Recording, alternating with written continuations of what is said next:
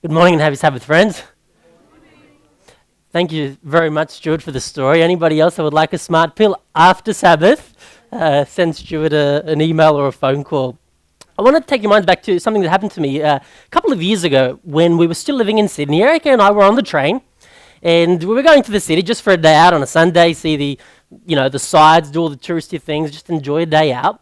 And as we were on the train, I encountered the most bizarre person I had ever met in my life. And I want to ask or see if you can guess who or what this person was doing and why they were looking the way they did. For starters, they seemed to have a uniform on, but it was a Sunday and it didn't look like any work uniform I'd ever seen anyone else wear. It was pretty much all red, head to toe, and it had some white kind of symbols and bits and pieces. They had this, I don't know what you call it, face paint. Now, I've seen children with face paint, but adults with face paint, red, white splotches of face paint. They had a scarf to match. They had a beanie to match. Now, it's the middle of summer, right? It's about 2, 3 o'clock in the afternoon, middle of summer, scarf, beanie on, face paint. They're chanting some strange, bizarre ritual or song. I'm not sure who they were worshipping. And then on top of that, in both hands, they actually had flags, and they were waving the flags furiously at anyone who would pass by and out the train window and so on. Extremely bizarre, wouldn't you say? If someone came to church doing that, what would you think about them? What word do you think came to my mind? It starts with F, ends in natic. Fanatic, right? I thought, who would dress like this in public? You could pay me and I still wouldn't do it. It would be too embarrassing. People would say I was a fanatic. But then I discovered that in our society, we don't call them fanatics, do we? What do we call them? We drop the ending, right? We call these fans. And in fact, not only is it something bizarre or strange or extreme, in fact, it's something that people admire. And I found out later on that where this fanatic was going to, there were another 100,000 fanatics. All in the one place, all at the one time, to do what? To watch people who are paid hundreds of thousands of dollars to chase a ball. You think they could afford their own ball, right? And then at the end of that, they go home, and what do they get out of it? Are they paid to go there and support these people chasing a ball? No. At the end of it, they've got a credit card debt, depending on where they were sitting. And yet, these people are fans, they're admired, and this is something normal and common in society that we laugh at, we think it's cute, it's funny, it's great, we applaud. And then Erica and I moved to Melbourne. We lived in South Bank, and we would go for walks along the Yarra on a regular basis. Evening, there was lots of light. It wasn't a dangerous place to be. We enjoyed going for walks. And on a couple of occasions on Saturday nights, we saw this gentleman who at first I thought he was a fan. He was standing on this sort of milk crate. You know the ones I'm talking about? They used to have them at the corner stores, blue, black, red. He was standing on like a milk crate size box. He was dressed fairly nicely, nothing strange about him. He was holding a book in his hand, and he was just shouting and talking out loud and waving his arms and trying to get the attention of passers-by and doing something very similar to what, the Sydney Swan fans were doing. And yet, every time we walked past, there were very few people next to him, and you would hear comments under people's breath, this guy is a... I thought they'd be talking about a fan. I mean, what was the difference? Maybe he didn't have the right colors, but he was definitely acting like a fan of something or someone. And yet most people would walk past this guy and call him not a fan, but a fanatic. It's an interesting world we live in, isn't it? And I'm wondering as Christians, as we go through life's journey, how comfortable are we for people to call us fanatics? And could it be that we are so afraid of being called fanatics that we might do bizarre things like the world as long as they call us a fan, not a fanatic? Are we willing to be fanatics for Jesus like Daniel, like so many other people in the Bible? Or are we simply content to blend into the crowd, as bizarre as it might seem? We're going to look at a couple of stories in the Bible as we explore this theme. Turn with me to 1 Samuel chapter 8. 1 Samuel in the Old Testament, chapter 8. And we're going to read verse 1 to 5 there. 1 Samuel chapter 8 and verse 1 to 5. Up until this point, judges have been ruling over the land. Some of the names are familiar, very familiar to us. You have Gideon and Samson. You've got Deborah and a whole host of mighty men and women that led God's people. But these individual judges were mere ordinary citizens that were called or appointed by God at a special time for a special purpose. And when their job was done, they would simply go back into common everyday life. 1 Samuel chapter 8, verse 1 to 5. When Samuel grew old, he appointed his sons as judges for Israel. The name of his firstborn was Joel, the name of his second was Abijah, and they served at Beersheba. But his sons did not walk in his ways. They turned aside after dishonest gain and accepted bribes and perverted justice. So all the elders of Israel gathered together and came to Samuel at Ramah. They said to him, "You are old, and your sons do not walk in your ways. Now appoint a king to lead us, such as all the other nations have." Here is a group of people, the Israelites, roughly disjointed in 12 regional tribal states. They have been given very clear instructions. There are priests that teach them the law of God, the way of God. When they obey and follow, if you read through the book of Judges, what happens to the Israelites? They prosper. Things go so well for them that the rest of the world is jealous. But on a regular basis, they get an inkling suspicion that things are better, the grass is greener across the fence. And as you read through the book of Judges, every time they prosper, they forget where the prosperity comes from. And they start to look over the fence, they think the grass is greener, they start to follow other gods, and what happens to them? God simply says, like you do to a child that insists on playing with fire, you'll have to learn from your mistakes. He removes his protective iron dome from them, and bad things happen to the Israelites over and over and over again. Now at this point, we see the pinnacle of the Israelites wanting to follow the crowd. Lord, everybody else has a king. Everybody else has someone to lead them to battle, someone to give them direction, someone to look up to. And who was their leader? Who was their king? Can you imagine that? They wanted to trade the God of the universe, who was leading their nation, for a human king. What? We want to blend in. We are sick and tired of being different. Why do we have to stand out? Why can't we be like everybody else? You know, Samuel goes with his petition to God, and Samuel's not very impressed. He understands and sees what they're wanting. They're wanting to assimilate, to blend. Why is that bad? We'll come to that in a moment. God says to Samuel, "Samuel, they're not really rejecting you. Who are they really rejecting? They're rejecting me. They're rejecting God as king. None of the other nations have God as king. They do not want God as king." And then Samuel goes through a long list and explains what the king will do to them. How many good things will the king do for them? You want to be like the other nations? Do you want to know what life is really like in the world out there, in society, in culture? Do you want to know what it's like when God isn't your king? Well, the king will come along, and what will he do to your best young men? He's going to take them. So the men that you are hoping to pass down your family business to, the boys you are hoping would work for you, would make you proud, they're going to be conscripted. They're going to be his generals, his commanders, his servants, his soldiers. And the women? You have a good-looking daughter?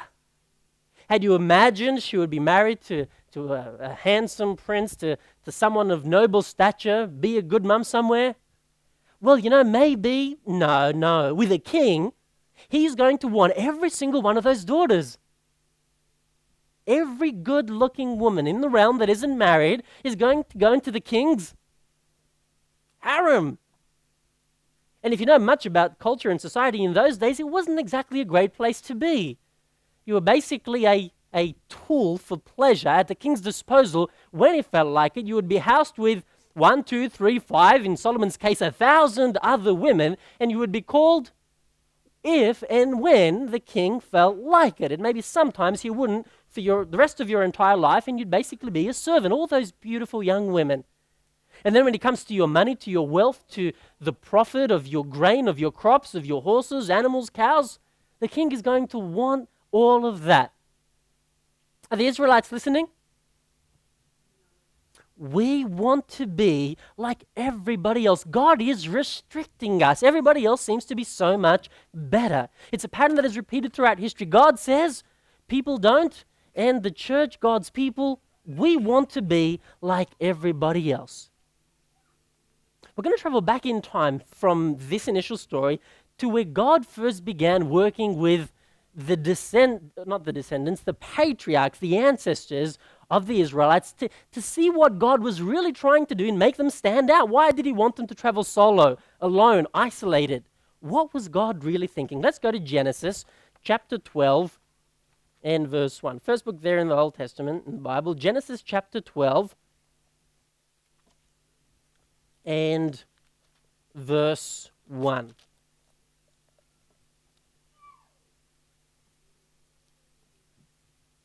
The Lord said to Abram, "Leave your country, your people, and your father's household, and go to the land I will show you." Whereabouts was Abram at this time? We know that Abram lived in what was known as Mesopotamia. Does anybody know what Mesopotamia means? Middle of something. And we still use the word mezzo, middle of something. Potomos in Greek was a river.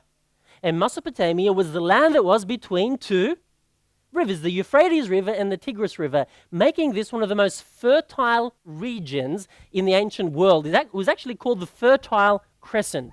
You've got here a number of deserts and quite arid places, but this entire area where the rivers are, they would grow crops. Basically, early civilization flourished here because of the natural conditions that existed. The Sumerians were one of the early major civilizations, and Abram and his family were initially down here in Ur. Ur of the Chaldeans was the capital of that empire, equivalent to, let's say, Rome for the Roman Empire or Babylon for the Babylonian Empire, a majestic, amazing, inspiring city full of wealth, trade from all over the world, which at the time really was roughly that area. There were tribes that had started to expand. The ark had landed somewhere here, and that's where civilization was going. Now, God had moved Abram first from Ur, further up north to Haran. You can't see it on this map, but further up north, still in the Fertile Crescent. And where was God taking Abram? Taking him down somewhere here to the land of Canaan. It was a difficult journey across, so you would generally have to go north. Now, what else do we know about Mesopotamia, the Sumerians, these early civilizations? Every time you look at your clock, your watch, a timepiece, from now on, you'll be thinking of the Sumerians in Mesopotamia. They were the ones that invented a numerical system based on which digit? 6.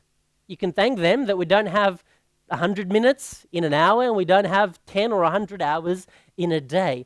They were the first known civilization that developed medicine, and not just medicine in terms of trying some snake oil from a passing merchant, but really medicine where you would go to a doctor, they would diagnose you, they would tell you what you had, they would tell you what you could do about it, give you medication, and suggest what the outcome would be. The real first system of medicine. They were the major ones that developed the bronze smelting furnaces, meaning that bronze wasn't just a rock or an element, a vein in geological columns, but you could actually use it to make weapons, to make bowls, to make all sorts of manner of artifacts that were useful for civilization.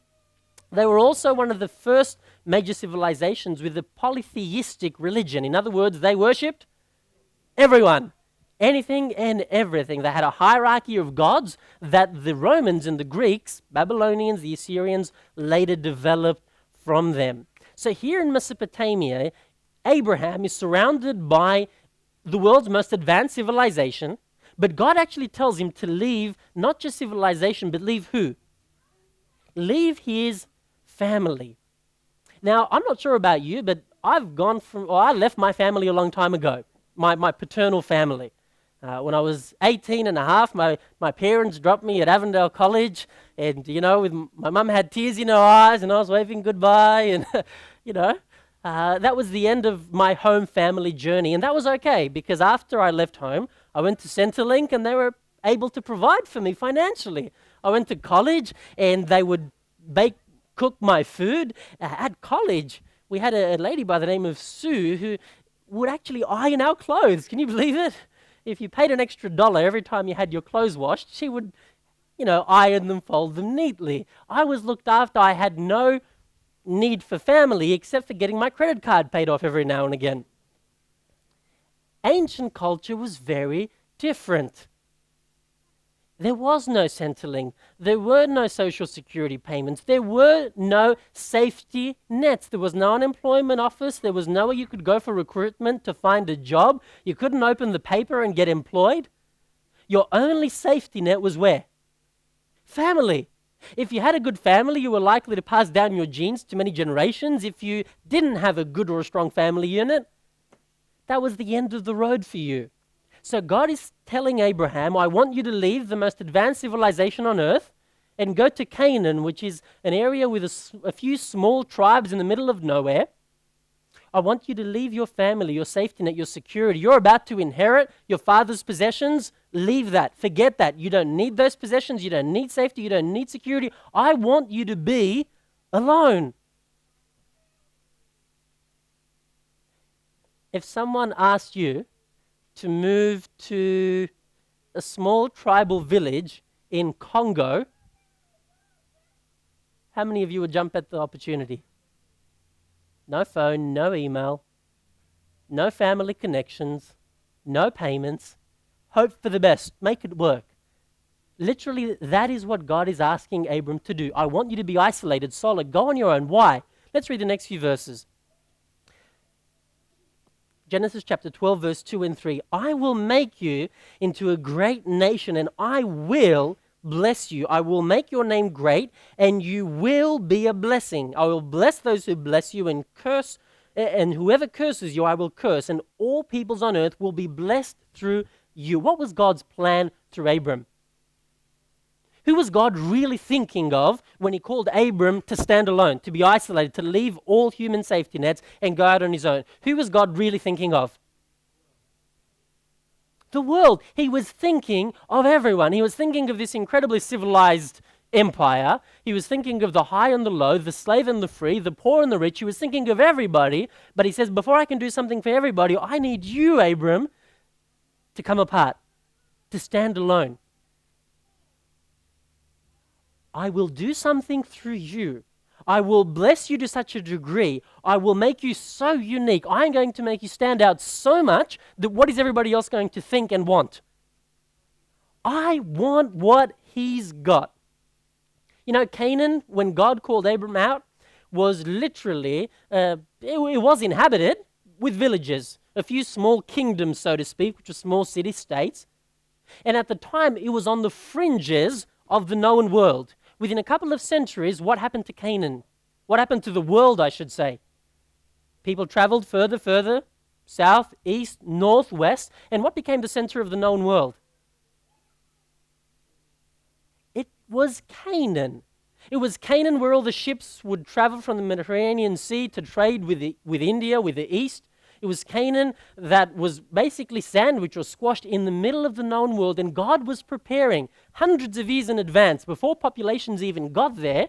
God was preparing Abram and his descendants to be at the center of the universe, to stand alone, isolated, unique, to stand out, that through them he might reach the world, that he might save people who thought they knew better than God.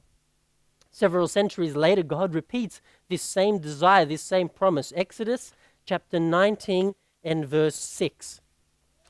Exodus 19 and verse 6. Now the story from Genesis to Exodus, you'd be familiar with it. Abraham's descendants go to Egypt. They become slaves there. After 400 years of genetic slavery almost, God desires or decides to take a group of people with an IQ lower than your goldfish and make them an example to the world. Exodus chapter 19 and verse 6.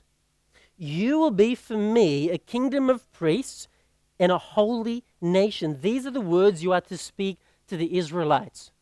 God is reiterating and repeating his desire for them that he had expressed to Abraham. I want you to stand out.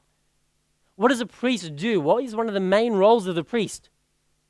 To intercede.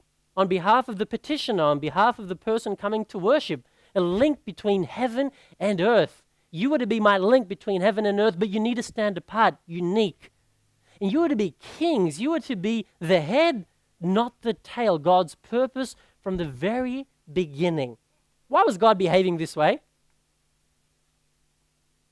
You know, one of the most powerful forces in nature is jealousy. When you go to school, how do you coerce children to learn? At home, how do you convince children to behave? When you go to work, how do they motivate you to work harder? Competition, which is the basis of jealousy, envy. God knows and understands the human heart. And if someone is doing well, most of us are jealous enough to want what they have. God is simply working within human constraints. He says to Abraham, he says to the Israelites, I am going to set you apart, lift you up, make you stand out so the world will be jealous. Seek me, know me, want me, and in doing so, be benefited. Now, God is so extreme, so fanatical in how separate he wants them to be that he takes it an extra mile. Let's read in Deuteronomy. This is just one small snippet or example of how God is wanting them to stand out. Deuteronomy chapter 12. Deuteronomy chapter 12, verse 1 to verse 4. When you read through the first 5 books of the Old Testament, you basically discover a recipe or an instruction manual on how to be unique, how to stand out, how to be different from anything and everyone around you. And here, this is one example in Deuteronomy 12 about worship. These are the decrees, verse 1, these are the decrees and laws you must be careful to follow in the land that the Lord, the God of your fathers, has given you to possess, as long as you live in the land. Destroy completely all the places on the high mountains and on the hills under every spreading tree where the nations you are dispossessing worship their gods. Break down their altars, smash their sacred stones, and burn their Asherah poles in the fire. Cut down the idols of their gods and wipe out their names from those places. You must not worship the Lord your God in their way. Okay, we understand the part about destroying the gods, the idols, clearing the land of anything defiled. But then this paragraph finishes with, do not worship who? Do not worship your God using their ways, their methods. Just because they worship their gods like that, don't worship me that way. You know, it's an interesting statement in the kind of society in the world we live in, where even worship itself is marred, is murky, is tainted. Let's see how the world worships their gods, and we'll worship our God the same way. God had specific plans for the Israelites, how they were to dress, what they were to eat, how they were to live, how often to paint their houses.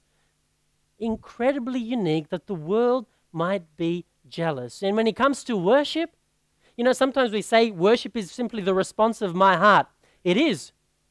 But God gives specific examples in the Bible of how he is to be worshipped. Worship is a gift. And wouldn't it be fair to say that when you give a gift, you usually want to know the person receiving the gift? You want to know what they like? You ask them? You get parameters, instructions, guidelines from them? If I want to buy Erica something nice for our anniversary, a lawnmower won't cut it, will it?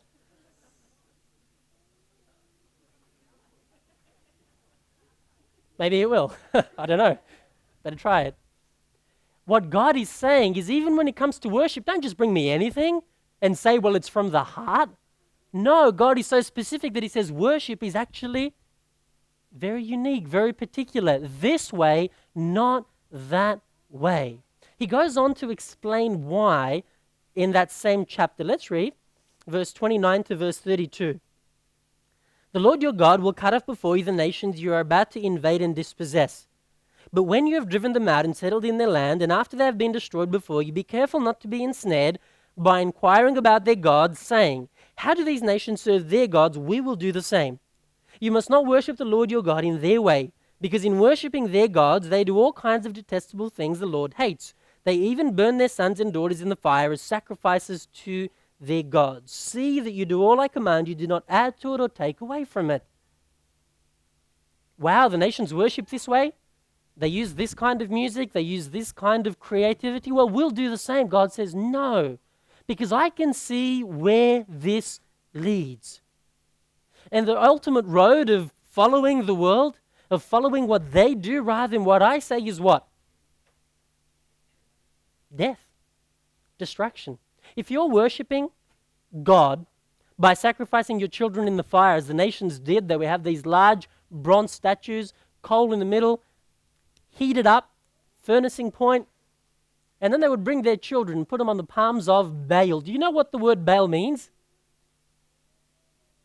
Did you know Baal does not invoke or imply some foreign god? The word Baal means Lord. So often when the Israelites were worshipping Baal, who were they really trying to worship?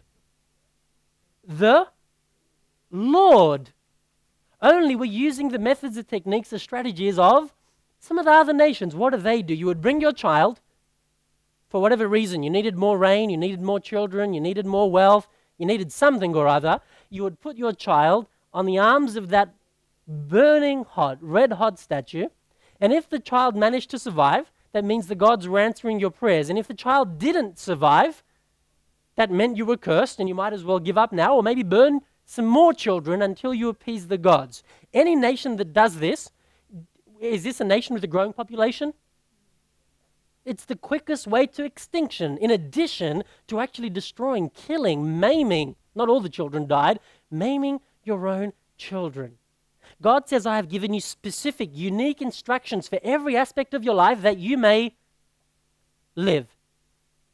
If you look to the world on how to live, how to dress, what to eat, how to worship, you will die. It's a very, very simple equation.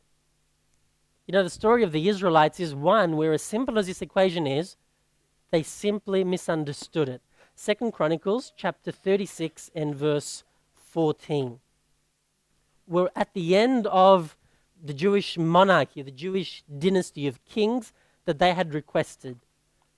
2 Chronicles 36 and verse 14.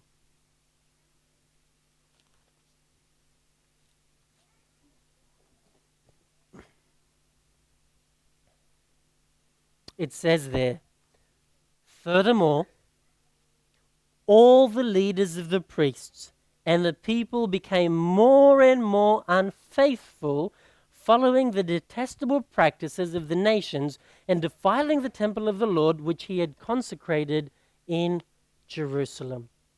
Hundreds and hundreds of years, God is pulling back, wooing, pleading, sending prophet after prophet. Some prophets were hanged, some were thrown in miry pits. Isaiah was cut in two, top to bottom, by Manasseh. How would you like to go out that way? And what were the Israelites wanting to do? What were they looking at? What were they hoping to achieve? We want to be like everybody else. We don't want to stand out. We want to blend in. We want to be unique like everybody else. And the result? Almost to extinction. If God had not sent Nebuchadnezzar to save the Israelites from extinction, there would be no Jew today. There would be no Israelites left. They would have self-imploded, self-destructed. And before they do, God in his mercy says, let's send the police. So he sends Nebuchadnezzar. He arrests the Israelites, takes them captive to prison so that they don't destroy themselves. I'm sure Nebuchadnezzar had other thoughts, but that's definitely what God was thinking. You come to the New Testament, and several weeks ago I encouraged you to spend some time reading, and not just reading, but memorizing Matthew chapter 5 to 7. We're not going to read that all this morning, but as you read in Matthew 5 to 7, it is, in addition to everything else in the Old Testament, an instruction manual on how to be unique, how to stand out. Blessed are the poor in spirit, for theirs is the kingdom of heaven. When someone slaps you on the right cheek, turn the other cheek. If you do that in society, what will they call you? Weak. When someone sues you and takes away your coat,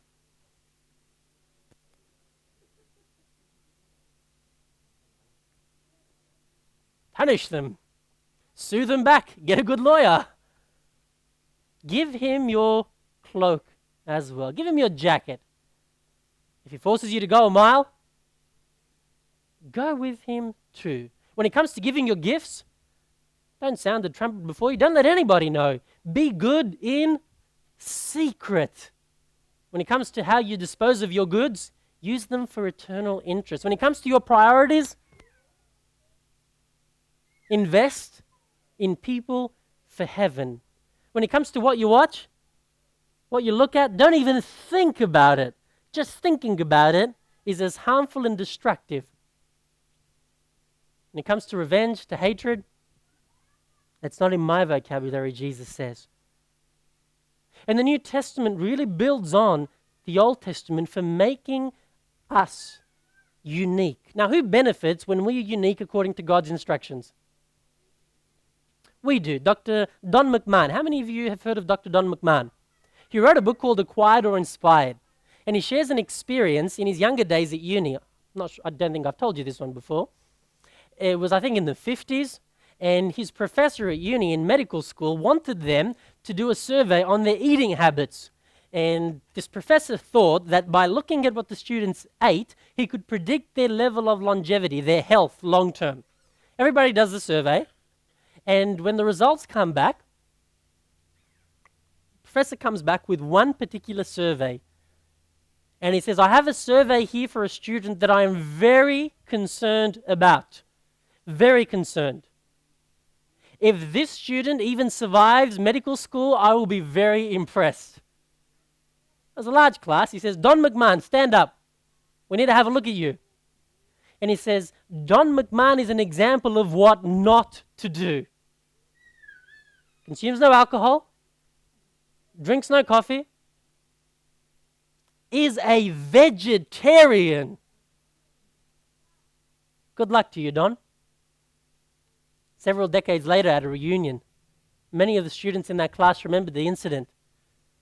Some of Don's colleagues were not in the best of shape. Some of them had passed on. And medicine had come so far that now Don was no longer the odd one out. But God did call his people and does call us to stand out for our benefit. And as we thrive, as we rejoice in the blessings of character, of lifestyle, of relationships that God has instructed us, as we benefit from happier homes, happier families, the world will want to know. But Jesus uses, at the end of his Sermon on the Mount, Jesus comes to an example that explains what it's like to stand out and to be unique. Matthew chapter 7, verse 13 and 14.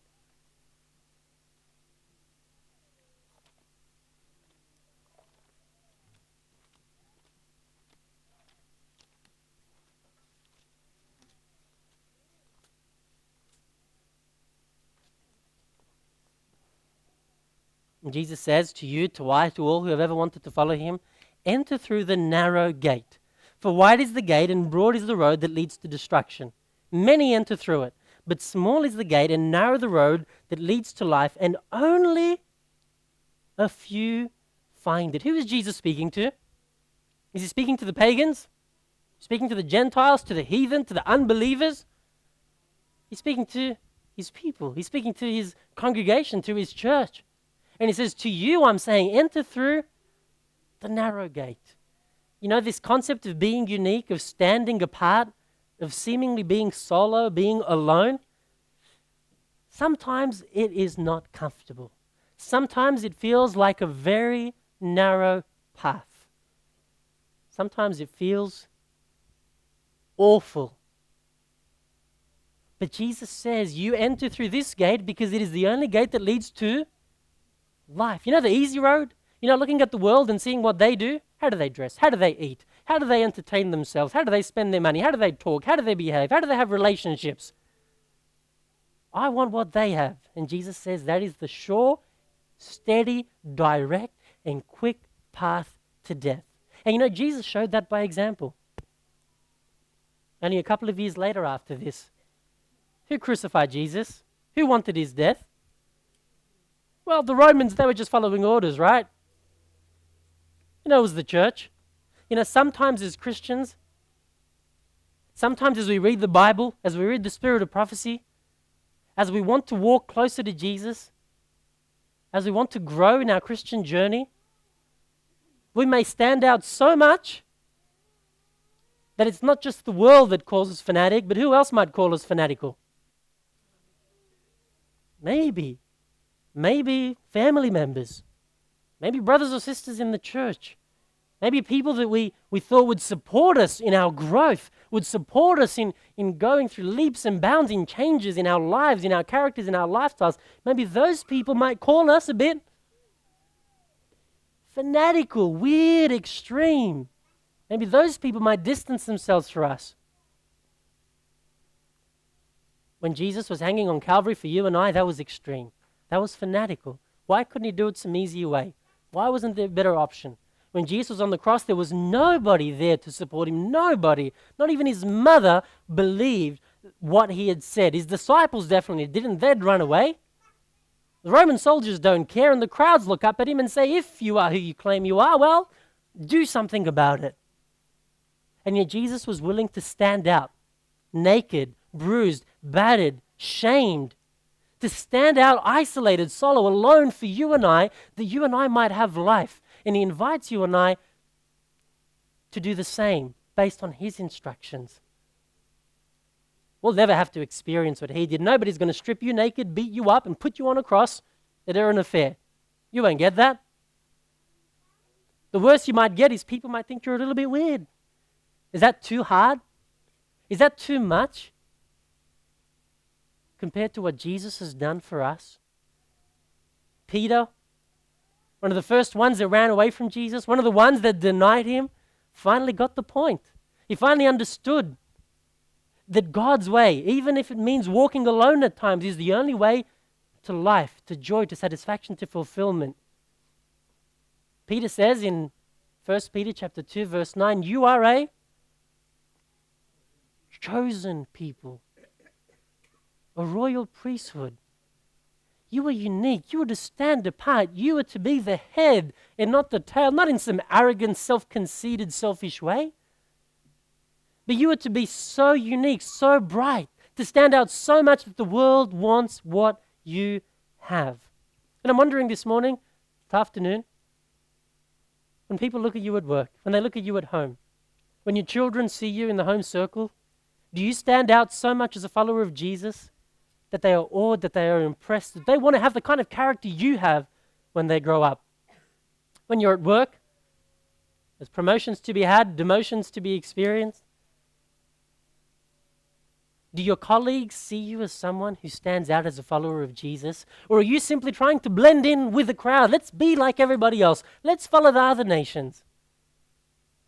School, university, in your interaction with your neighbors and community groups, do people know that you are a follower of Jesus, that you have been called to stand apart, not in an arrogant way, but in a life-giving way? I want to finish with the story of a gentleman up on the screen. Does anybody know who this man might be? Anybody been on a Reformation tour with Harold? Well, if you have, you weren't paying attention. John Wesley lived in the 1700s. And John Wesley was a man who, at one point in his life, was very afraid of standing apart, of being different. But then, in a miraculous experience on a ship to America, he saw what it means to really know, to love, and to follow Jesus. And he had an experience that revolutionized his life, his way of being, to the point where he was no longer afraid to stand apart, to be unique, to follow Jesus no matter the cost. And I'm going to read a few excerpts from his diary when he was on a preaching tour through the English countryside. Sunday morning, May 5, preaching in St. Anne's, was asked not to come back anymore. Sunday afternoon, May 5, same day, preached in St. John's. Deacon said, get out and stay out. Sunday morning, May 12, preached in St. Jude's. Can't go back there either. Sunday morning, May 19, preached in St. somebody else's. Deacons called special meeting and said I couldn't return. Can you see someone who is not willing to give up Jesus for anything, who is not willing to blend into the crowd just to be comfortable, Sunday afternoon, May 19, preached on street, kicked off street. This story's only getting better. Sunday morning, May 26, preached in meadow, chased out of meadow as bull was turned loose during service. Talk about resilience. Talk about being unique, being solo, standing alone when even the bulls chase you out of the meadow. Sunday morning, Jude 2, preached out at the edge of town, kicked off the highway. Sunday afternoon, June 2, afternoon, preached in the pasture. 10,000 people came out to hear me. You know, you and I have not been kicked out of church. You and I have not been kicked out of work, out of school, out of our neighborhoods, out of the meadow. And yet John Wesley shows us what it is to really be willing to follow Jesus, to stand alone, even when the path is narrow, even when people outside or people inside might think we're a bit extreme, weird, or fanatical. And you know, when people call you a fanatical, it's only in comparison to who? To themselves or to everybody else. If everybody has face paint on, flags in their hands, and wearing Sydney Swans uniforms, do we call them fanatical? No, they're doing what everybody else is doing. And I'd like to encourage and challenge us today. Not to be content to blend in the crowd.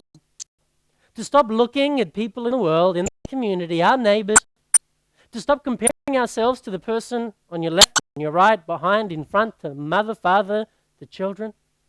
And to start looking at Jesus and to compare ourselves to Him and to Him alone. To start on the narrow path of following, of imitating, of being like Jesus. To be willing to stand alone with Him. Then to blend into a majority is heading towards definite and absolute destruction. You are a chosen generation, a royal priesthood, a peculiar people, a holy nation, that you should show forth the praises of Him who has called you from darkness into His marvelous light. Father in heaven, we thank you so much for Jesus. We thank you that He was willing to stand alone, that we might be able to stand with you for eternity. Thank you for His life, His shameful death. We thank you for the resurrection, which gives us new life. And we thank you for the privilege of being called to stand apart, not to compare ourselves in an arrogant way with others, but Lord, to receive the benefits of your instruction and to show the world that there is joy and happiness and blessings in following you. We pray, Father, in our journey individually, as families and as a church, that you may help us keep our eyes fixed on Jesus. Lord, spare us from comparing ourselves to the world, from wanting to be like those who are not following you. And at times when we are called to stand seemingly alone, when the journey is narrow and the way is tough, give us the strength and the courage, the fortitude to look to Jesus and to keep on that narrow path that leads to life. We thank you in Jesus' name. Amen.